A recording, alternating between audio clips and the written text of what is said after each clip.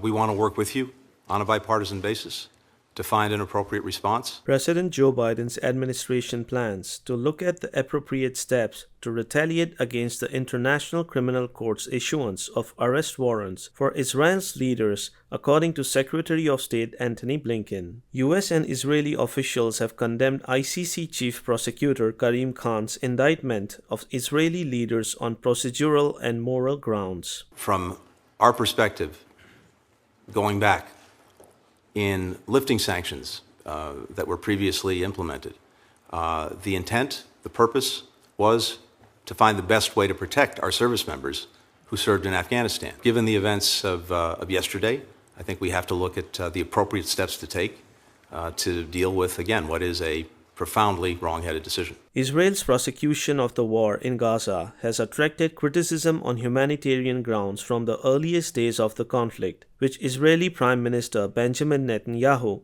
and other officials have deflected by emphasizing that Hamas uses human shields. A pair of controversies that came to a new head on May 20th when the ICC unveiled allegations of war crimes and crimes against humanity aimed in one document at Hamas chiefs, Netanyahu, and Israeli Defense Minister Yoav Gallant. Blinken said in a statement, quote, "We reject the prosecutor's equivalent of Israel with Hamas. It is shameful. Hamas is a brutal terrorist organization that carried out the worst massacre of Jews since the Holocaust and is still holding dozens of innocent people hostage, including Americans." Khan, the chief prosecutor, justified the dual indictments on the grounds. If we do not demonstrate our willingness to apply the law equally, if it is seen as being applied selectively, we will be creating the conditions for its complete collapse.